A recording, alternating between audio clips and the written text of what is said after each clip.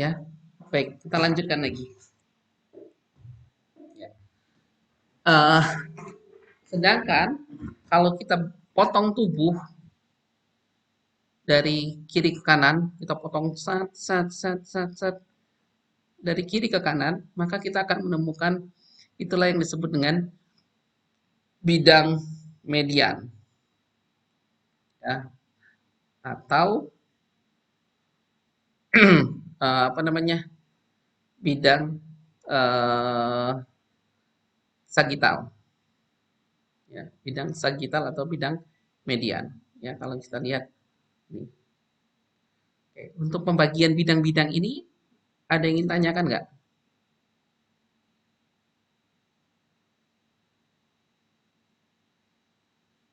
Oke, Belum Pak, sudah ya, jelas. baik, ya. Selanjutnya, eh, dari orientasi tubuh, ya, dikatakan medial apabila dia mendekati garis tengah tubuh. Kalau kita bagi tubuh terbagi menjadi dua pas tepat di tengahnya, maka bidang medial itu berada di dekat dengan garis tengah tubuh. Ya. Sedangkan bidang lateral itu adalah bagian lateral itu merupakan bagian yang menjauh dari garis tubuh. Contoh, ini kan garis tengah tubuh. Terus saya gambar lagi ini. Terus saya gambar lagi warna ungu. Oke, ya. Garis hijau ini merupakan garis medialnya. Lebih medial dibandingkan apa namanya? Misalnya ini ada lokasi nah, bulatan ini. Garis hijau berada di bagian medial tubuh. Sedangkan dari bundaran ini. Sedangkan garis ungu berada di sisi lateral dari bundaran ungu. Paham batas ini? Paham Pak. Ya. Jadi medial itu mendekati garis tengah tubuh. Sedangkan lateral berada menjauhi dari garis tengah tubuh. Ya, itu medial dan lateral. Selanjutnya, posterior. Posterior itu merupakan bagian belakang. Punggung itu berada di bagian posterior. Ya. Sedangkan bagian depan itu disebut dengan anterior atau ventral. Ya. Bagian yang di belakang tubuh itu namanya posterior. Bagian yang ada di depan itu adalah ventral. Oke. Selanjutnya, kita lihat ini adalah batang tubuh. Nah, ini badan kita ini adalah batang tubuh. Oke, selanjutnya saya warna hijau ya, hijau. Nah, ini kalau mendekati batang tubuh itu namanya proksimal. Sedangkan yang menjauhi dari batang tubuh namanya distal. Sebagai contoh, nih, sebagai contoh ungu, terus ini merah. Jadi bulatan merah berada di daerah distal dari lengan kanan. Sedangkan di bulatan ungu berada di bagian proksimal lengan kanan.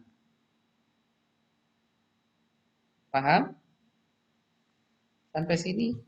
Pak, boleh diulang sekali lagi, Pak, yang proksimal dan distal? Proksimal dan distal ya. Bentar, saya start dulu. Start. Oke. Batang tubuh kita, badan kita, ini adalah batang tubuh. Ya, itu adalah batang tubuh. Nah, bagian yang mendekati daerah dekat batang tubuh itu adalah daerah proksimal. Ya, ini proksimal. Sedangkan daerah yang menjauhi dari batang tubuh itu distal. Sebagai contoh, batang tubuh kita kan di sini, nih sampai ketiak nih, ya. Nah, X, nah di sini Y. X berada di distal karena dia menjauhi kan, jauh dari batang tubuh dibandingkan Y. Di distal dari lengan kanan. Sedangkan Y berada pada proksimal karena dia mendekati dari batang tubuh. Jadi kalau misalnya tangan saya ini, tangan lengan saya, misalnya kaki deh, kaki. Batang tubuh kan batas ini kan. Nah, lutut dengan mata kaki. Yang mana yang lebih dekat dengan batang tubuh? Lutut. Lutut ber, lutut berada di proksimal dibandingkan dengan mata kaki. Sedangkan mata kaki berada di distal dari tungkai bawah. Ya kan? Ini distal. Jauh dia dari batang tubuh. Sedangkan ini mendekati lebih dekat ke batang tubuh. Bisa dipahami? Bisa, Pak. Terima kasih, Pak. Baik. Ya. Tadi kita sudah tahu apa pentingnya nanti pentingnya karena nanti kita lihat secara apa namanya secara keseluruhan. Apalagi kalau misalnya kalian meletakkan lead atau sensor nanti kan letakkan di mana di daerah distalnya ataukah di daerah proksimalnya ya itu akan mempengaruhi. Nah kalau misalnya kita lihat tadi sagittal, transversal, koronal ya. Sagittal yang bagi tubuh menjadi kanan dan kiri, transversal top and bottom atas bawah dan koronal itu depan dan belakang. Ya, atau nama lain tadi dorsal dan ventral, posterior, anterior. Nah, sedangkan ini membagi dua, atas dan bawah, yang namanya kranial. Mengapa namanya kranial? Karena kranium itu artinya kepala, tengkorak kepala. Jadi yang mengarah ke arah atas, ke arah kepala, kranium. Atau ke bawah, yang namanya kaudal. Kaudal itu asal katanya kauda, yang artinya ekor. Jadi kalau misalnya ada seperti ini, garis X, Y. Berarti X berada di daerah kranial dari Y. Sedangkan Y berada di kaudal dari X. Ya. Atau atas bawah nama latinnya juga superior dan inferior. Ya, sagittal tadi membagi menjadi kanan dan kiri. Kalau bahasa Latinnya itu ada dextral dan sinistral. Dextral itu dextra itu artinya kanan, sedangkan sinistra itu kiri. Nah, kalau kita lihat dari eh, garis tengah tubuh ada tadi medial dan lateral, sedangkan kalau kita lihat bagaimana jaraknya dari batang tubuh ada proksimal dan distal. Ya, nah bagaimana kalau yang apa namanya koronal itu ada posterior anterior, posterior belakang atau dorsal dan anterior atau ventral depan. Ya, tuh itu medical terminology. Ini tadi sudah. Nah, ada lagi medical terminology yang harus kalian pahami. Ada namanya abdominal, abdomen. Ya, abdomen atau abdominal itu merupakan bagian perut. Ya, abdominal atau abdomen itu perut. Antebrachii atau lengan bawah, forearm. Jadi kalau tangan kita itu kan ada ini daerah brachii namanya, yang ini antebrachii, lengan bawah. Ya, daerah lengan bawah. Terus axillary, aksila. Aksila itu artinya ketiak atau armpit. Armpit itu arm itu lengan, pit itu kejepit. Jadi armpit, lengan yang kejepit, ketek. Bahasa awamnya, ya. Terus brachial atau upper arm, lengan atas. Ini brachial, ya. Kalau misalnya ada ototnya itu ada brachial, yang ini namanya, yang lengan bawah namanya antebrachial, ya.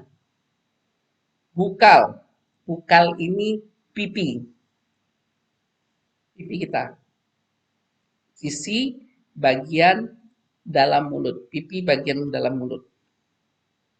Terus karpal, karpal itu telapak tangan.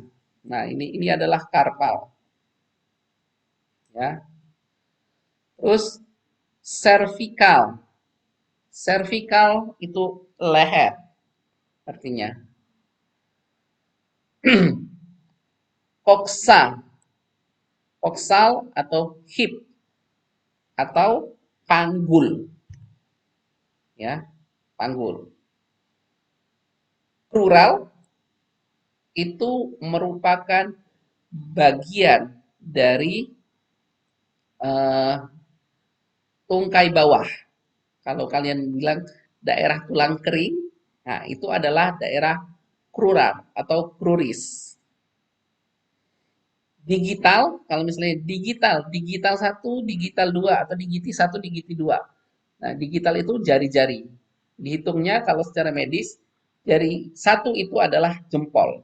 Jadi, digiti 1 berarti jempol. Kalau digiti 1 manus berarti jari tangan, digiti 1 berarti apa namanya? Jempol. Digiti 2 telunjuk. Digiti 3 tengah, jari tengah. Digiti 4 jari manis, digiti 5 jari kelingking. Ya, digital itu atau digiti atau digital itu merupakan jari. Frontal tadi depan, inguinal. Inguinal itu eh, selangkangan, ya, bagian dari yang segitiga selangkangan itu adalah inguinal. Lingual, lingual itu lidah. Mamaria atau mama itu adalah dada, ya. Kalau misalnya itu payudara. Kalau misalnya, makanya nanti kalau ada uh, CA mama, CA mama berarti CA itu karsinoma atau cancer mama, berarti Kanker payudara. Ya, mamaria. Mental itu bagian dari dagu. Nasal itu hidung, oral itu mulut, palmar. Palmar itu telapak ininya, bagian depan telapak tangan. Ya. Sternal. Sternal itu sternum, tulang bagian tengah dada. Tarsal. Tarsal itu tulang pada telapak kaki. Torakik itu dada, ya, bagian dada. Sedangkan umbilikal itu pusat atau bahasa eh, Jawanya apa ya? Bahasa Jawanya udel. Nah, umbilikal, ya, udel. Nah, terus ada eh, medical anatomical term atau istilah medis bagian posterior. Posterior tadi apa? Posterior itu bagian belakang. Belakang. Ya, bagian belakang itu ada akromial. Akromial itu merupakan bagian puncak dari bahu. Kalau kalian raba pada bahu kalian, itu ada tonjolan. Nah, itu adalah akromion. Terus femoral. Femoral itu adalah paha, bagian paha. Gluteal atau gluteus itu bagian bokong. Terus oksipital, oksipital itu bagian belakang dari kepala. Belakang kepala ini namanya oksipital. Plantar. Plantar ini telapak kaki. Ada poplitea. Poplitea merupakan cekungan yang berada di balik lutut. Kalau kalian lipat kaki bawah itu kan ada cekungan itu adalah bagian poplitea. Sakral itu ekor di antara kedua dari paha ada tulang ekor, kalian bisa meraba. Sedangkan sural itu bagian belakang dari tulang kering atau yang disebut juga betis. Daerah betis itu daerah sural.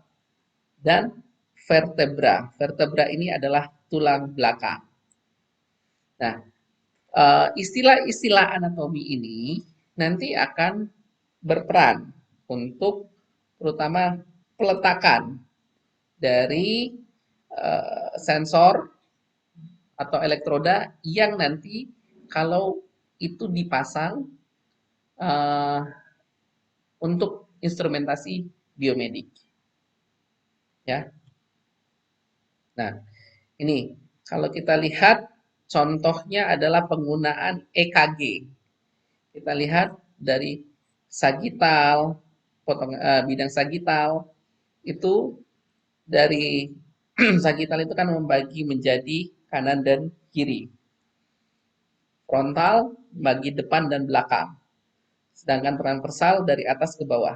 Jadi kalau misalnya kita melihat jantung, ini jantung, kita lihat bagian sagital berarti kita lihat dari samping, sisi samping. Dari frontal kita lihat dari depan atau dari belakang. Sedangkan dari bidang transversal kita melihat dari atas ataupun dari bawah dari jantung. Di mana nanti itu akan membentuk sumbu X, Y, Z.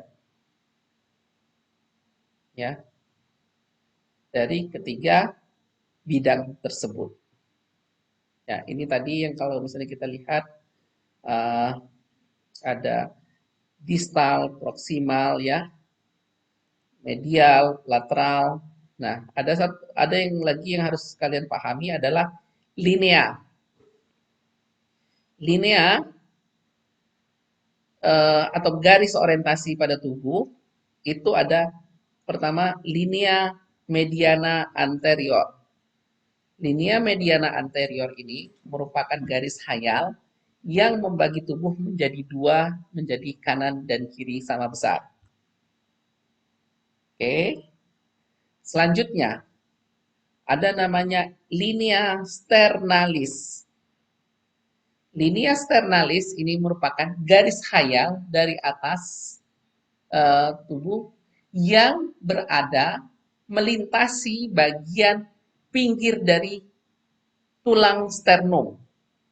Mana itu tulang sternum? Tulang yang berada pada bagian tengah dada. Tulang dada bagian tengah. Nah, kalau kalian raba, tulang dada di bagian tengah, kalian ke kanan kiri ada batasnya. Nah, garis khayal yang melewati batas tepi dari tulang sternum itu, itulah yang disebut dengan linea sternalis. Selanjutnya, ada namanya linea medioclavicula. Medioclavicula, nah kalau misalnya kalian lihat, rasakan di bagian atas dari dada kalian itu ada tulang. Kalau misalnya orang awam bilang tulang selangka. Tapi kalau secara medis yang tulang yang ini itu merupakan tulang klavikula. Jadi linea medioclavicularis ini merupakan garis khayal yang memotong bagian tengah dari tulang klavikula. Kalau pada laki-laki, pada laki-laki, garis khayal tersebut dari atas ke bawah dia akan memotong pada bagian puting susunya. Sedangkan kalau wanita tidak, tergantung dari besar kecilnya. Ya, bisa melebar ke samping kalau puting susunya ya. Jadi itu tidak berlaku untuk wanita, hanya untuk laki-laki. Jadi dia melewati puting susunya. Itu adalah linea atau garis medioclavicula. Sedangkan garis khayal di antara linea sternalis dan linea medioclavicula itulah yang disebut dengan linea parasternalis. Ya, linea parasternalis. Selanjutnya di bagian depan. Garis khayal yang menghubungkan bagian yang melewati bagian depan dari lipatan ketiak itu namanya linea axillaris anterior. Sedangkan kalau misalnya melewati ketiak bagian belakang itu adalah linea axillaris posterior.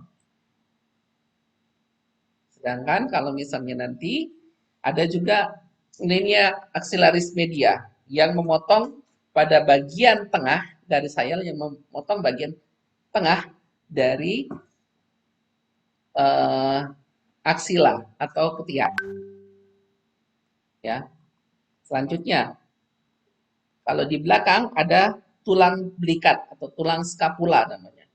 Nah, di sisi sini, di sisi medial itu ada tonjolan. Itu kalau misalnya kalian pegang, kalian tarik ke garis bawah itu adalah linea scapularis. Oke. Nah, apa fungsinya tadi linea-linea tadi? Linea-linea tadi adalah tempat untuk menentukan garis orientasi suatu organ. Misalnya, adik-adik nanti mau melakukan pemeriksaan EKG contohnya ya. Pemeriksaan EKG, maka peletakan lead elektrodanya itu harus tepat. Ya, tepat. Misalnya untuk elektroda V1 harus berada di, ini namanya spasium interkosta. Ini ada tulang kosta atau tulang dada 1, 2, 3, 4, 5, 6, 7, 8, 9, 10, 11, 12-nya melayang. Nah, di antara kosta 1, kosta 2 ada namanya ruang atau spasium interkosta namanya. SIC 1. Nah, kalau untuk lead 1, untuk menetapkan lead pada EKG, nanti posisi normal dari jantung itu di mana? Yang pertama untuk bilik yang kanan itu berada di SIC2, spasium interkosta kedua, linea sternalis dextra, kan ini kanan, linea sternalis dextra. Kedua nanti spasium interkosta kedua, linea sternalis sinistra. Selanjutnya seperti itu. Nah, itulah nanti guna dari penggunaan garis orientasi tubuh. Ya, terutama nanti untuk peletakan lead dari elektroda yang kalian gunakan kalau misalnya nanti menggunakan elektroda. Nah, bagaimana mekanismenya kalau misalnya kita lihat dari EKG jantung, ya, ini kan nanti akan timbul impuls kejutan-kejutan listrik. Secara normal, pembangkit listriknya itu hanya satu. Dan dia nanti akan menyebar secara merata. Ya, pertama dari ini namanya atrium. Setelah impuls ada impuls listriknya, maka ini akan mengerucut, berkontraksi. Dia akan memompa darah dari atas ke bawah. Ya. Nah, nanti setelah itu impuls listriknya akan disalurkan ke seluruh bagian ini ventricle. Aktivitas listrik ini nanti akan menyimpulkan potensial aksi. Dia nanti akan berkontraksi, mengerucut. Apa hasilnya? Hasilnya darah yang di sini tadi, yang di ventricle akan dipompakan. Satu nanti dipompakan ke paru-paru, satu lagi ke seluruh tubuh. Nah, aktivitas kelistrikan inilah yang nanti direkam oleh elektroda-elektroda yang diletakkan pada bagian dada, torak, maupun bagian ekstremitas. Ya, tangan maupun kaki. Apa yang terjadi kalau misalnya sinyal listriknya, konduksi listriknya tidak bagus, maka dia akan menghasilkan gambaran elektrokardiografinya seperti ini. Ya. Yang tadi itu ada beraturan, ada gelombang PQRS. Ini akhirnya gelombang PQRS-nya tidak bisa terbentuk dengan baik. Dan dokter bisa mendiagnosis. Ya tadi ya, kalau misalnya tadi pada fase kontraksi, pada atrium, darah akan dialirkan dari atrium ke ventricle ke bawah, dia ngerucut, masuk. Sedangkan kalau misalnya kontraksi dari ventricle, nanti darah pertama yang kanan ini akan membawa ke paru-paru, sedangkan yang kiri dia akan memompa darah ke seluruh tubuh kita. Ya, tuh. Nah, aktivitas jantung tadi, kelistrikan jantung itu dapat terekam oleh lead elektroda yang ada di EKG khususnya. Ya, nanti ada yang tadi dari sinus SA node itu ke AV node. Aktivitas listrik dari SA node ke AV node ini nanti akan menimbulkan gelombang P. Ya, gelombang P. Setelah itu dari AV node bundle His ke seluruh ventricle, maka nanti akan terjadi kontraksi, maka dia akan menimbulkan gelombang QRS. Setelah itu, fase relaksasi tidak ada lagi aliran, maka nanti dia akan ST. Ini persiapan lagi untuk kontraksi. Nah, inilah yang menjadi dasar untuk penentuan kerusakan jantung dalam diagnostik dengan menggunakan instrumen elektromedik. Oke, mungkin hari ini kita cukup sampai situ. Ada pertanyaan?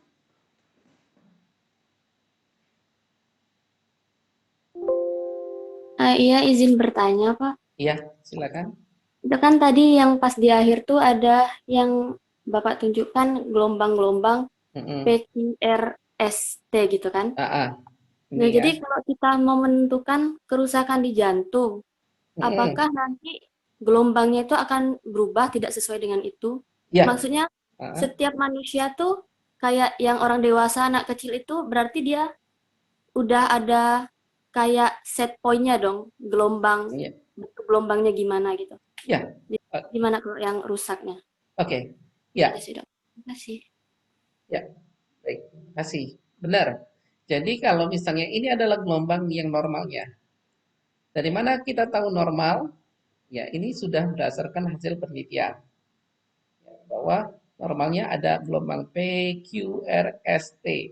Jadi setiap gelombang itu, ya, gelombang yang berbeda. Nah, kalau kerusakan dari SA ke AV, maka ada namanya P pulmonal, P-nya lebih tinggi. Nah, di sini kan ada kertas EKG itu. Kertas EKG nanti diukur. Kalau gelombang P-nya lebih tinggi, bisa sampai 2 kotak, nah itu berarti ada kerusakan, terutama pada konduksi pada SA ke AV node. Terus ada yang ininya rendah dan cepat. Nah, kalau bagaimana kalau misalnya ritmenya ini cepat, nyempit. Nah, ritme yang nyempit ini nanti akan dibaca sebagai apa namanya? Takikardi. Karena normalnya siklusnya itu hanya 60 kali per menit sampai 100 kali per menit. Bagaimana kalau sampai 112? Nah, itu sudah melebihi. Dia tetap ada gelombang PQRS, tapi dia lebih cepat. Dalam 1 menit itu bisa 120 kali kecepatannya. Nah, terus bagaimana yang tidak normal lagi? Misalnya kayak gini, atrial fibrilasi. Atrial fibrilasi ini karena aktivitas impuls listrik yang ada di daerah atrium itu tidak beraturan. Nah, atrium tadi bagian mana? Gelombang P. Kita lihat di sini gelombang P-nya nggak ada, langsung QRS, langsung tidak beraturan. Jadi setiap kelainan pada impuls tertentu itu akan menimbulkan pola gelombang yang berbeda. Ya. Dan kalau di apa namanya di EKG ini karena sudah established lama, jadi dia sudah bisa dikelompokkan. Oh, kalau kelainan gelombang P berarti apa saja, P pulmonal atau P mitral. P-nya itu ada yang tinggi banget, ada yang 2 kali puncak. Nah, ini P mitral namanya. Kalau yang tinggi namanya P pulmonal. Kalau P-nya cukup tinggi. Ya, jadi setiap ini akan memiliki setiap kelainan pada gelombang ini akan memiliki makna yang berbeda. Misalnya, ini ST segmen. ST segmennya kayak gini, tapi nanti ternyata ST segmennya dia berada di bawah, cuman kayak gini. Nah, itu berarti kelainannya pada daerah ventricle. Jadi dia sudah punya pola atau pattern masing-masing untuk tiap penyakitnya. Kalau misalnya uh, EEG juga seperti itu, yang sudah established ya, yang sudah ada device-nya. Tapi tidak menutup kemungkinan kalian mendevelop device-device lain yang nanti juga apa namanya, berdasarkan hukum fisika elektron, proton yang ada, listrikan yang ada di dalam tubuh kita. Ya, jadi kalau misalnya kalian lihat di TV-TV itu kan ada namanya, misalnya kalau TV itu eh, kalung kesehatan dengan Kim Samyong. Kim Samyong bisa menyelesaikan segala penyakit. Ya mungkin saja itu ada dia menimbulkan gelombang elektromagnetik yang mengakibatkan perubahan struktur elektron, proton yang ada di dalam sel sehingga dapat mengganti atau memperbaiki dari sel tersebut. Tapi itu harus butuh pembuktian. Secara logika oke, tapi secara pembuktian kita harus pastikan. Sama kayak dulu uh, siapa namanya, pernah dengar yang jaket atau helm untuk penderita cancer itu nggak? Warsito, Pak Warsito. Pernah dengar nggak? Enggak pernah. 2014 dulu penemu Oh iya helm, pernah dengar Pak. helm sama jaket. Kan dia mengklaim itu bisa mengakibatkan bisa menterapi cancer katanya. Secara logika bisa masuk ya. Jadi bisa masuk perubahan elektron dan lain-lain. Ya, dia medan listrik dilewatkan pada orang tersebut dan nanti akan berubah struktur elektron sehingga sel-sel cancer itu akan rusak. Secara logika masuk. Tapi dilakukan penelitian, saya pada waktu itu penelitian juga di UI waktu tesis,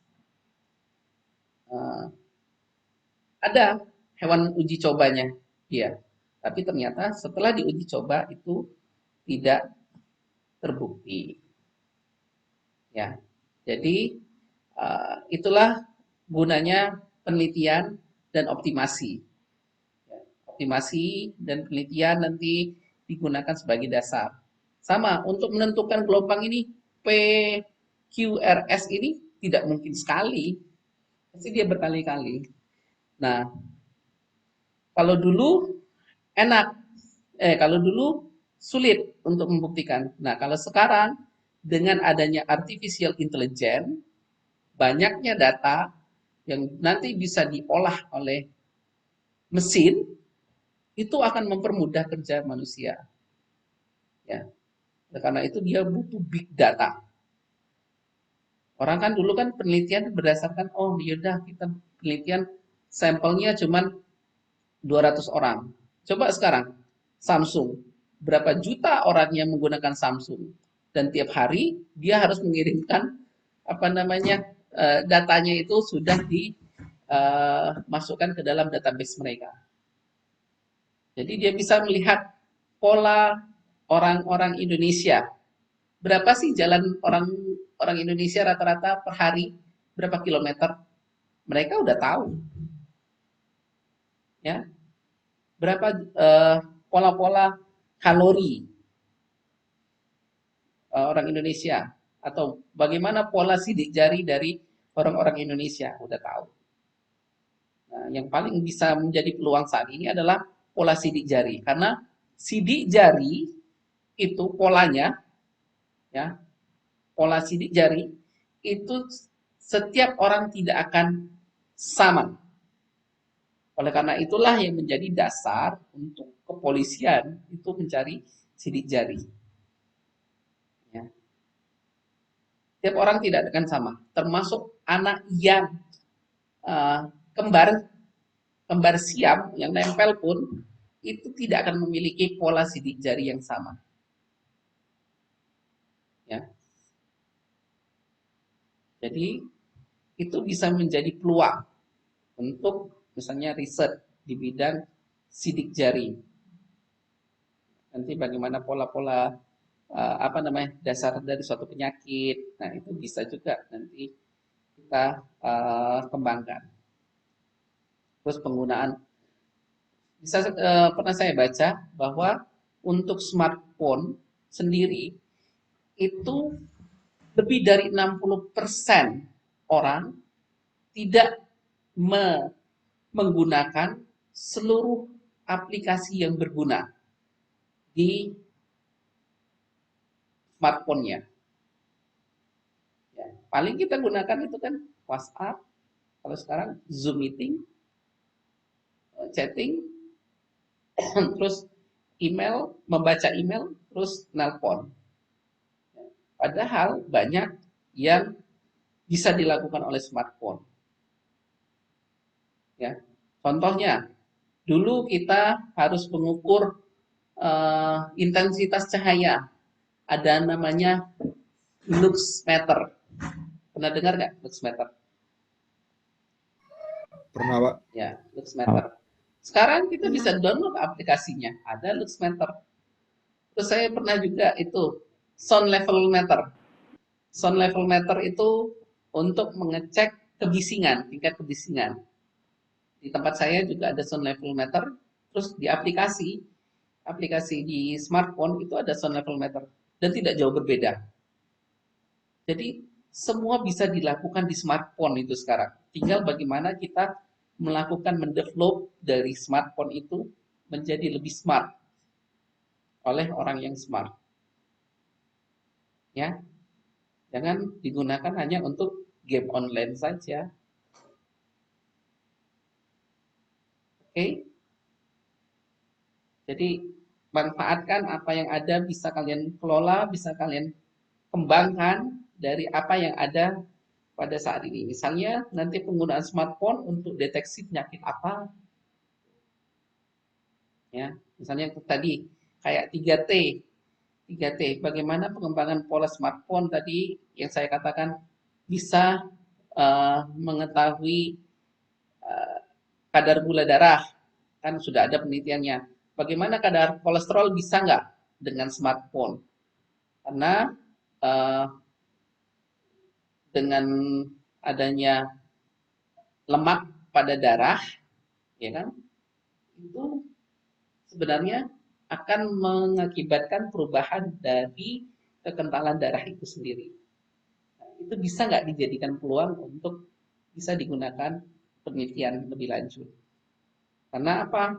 Kalau misalnya kita ke daerah-daerah dengan cukup nggak usah bawa macam-macam, nggak usah bawa laboratorium yang segitu banyak, cukup dengan satu smartphone kalian bisa mendeteksi semuanya.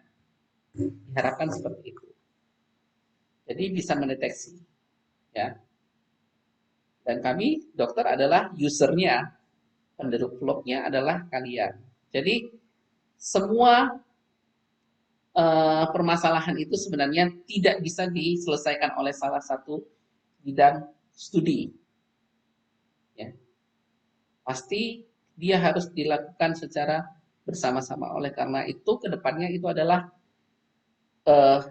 peran kolaboratif itu sangat penting. Misalnya kayak elektromedis, itu harus ada peran kerjasama antara dokter dan juga orang teknik. Ya, gitu. Baik, ada lagi pertanyaan? Jangan-jangan tidur ini ya? Pada tidur nggak? Tidak. Enggak, Pak. Tidak, Pak. Enggak, Pak. Jangan-jangan Tidak, Pak. saya lagi menghindar bobokan kalian untuk bobok ciang. Ya. Ini dari mana aja? Ada yang dari Jawa?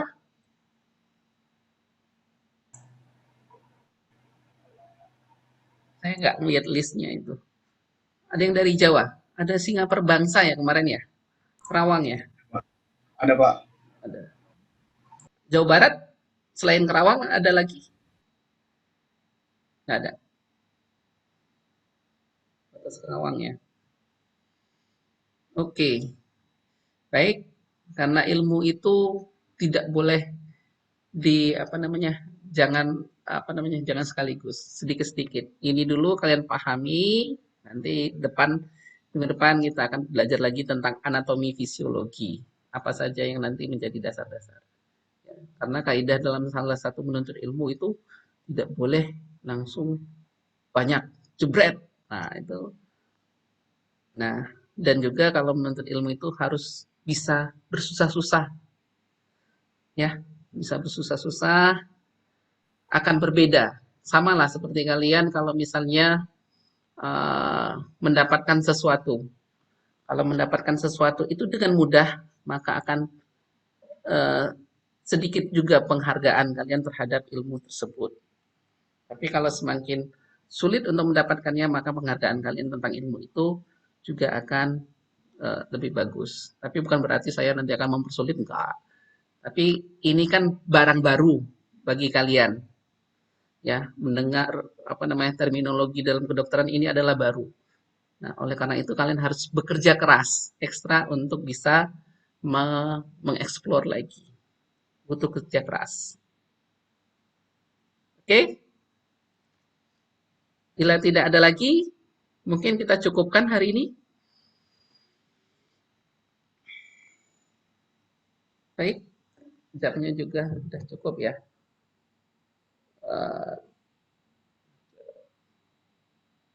Oke, baik. Mungkin kalau sudah lebih dan kurang saya mohon maaf.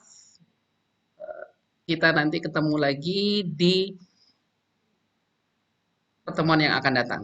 Ya, saya harap jangan putus asa, jangan nambah pusing. Harusnya dengan pemaparan tadi malah menjadikan kalian terpacu dan juga ingin mengetahui, rasa ingin tahunya lebih tinggi. Baik, lebih dan kurang saya mohon maaf. Billahi taufiq wal hidayah. Assalamualaikum warahmatullahi wabarakatuh. Waalaikumsalam. Waalaikumsalam warahmatullahi wabarakatuh.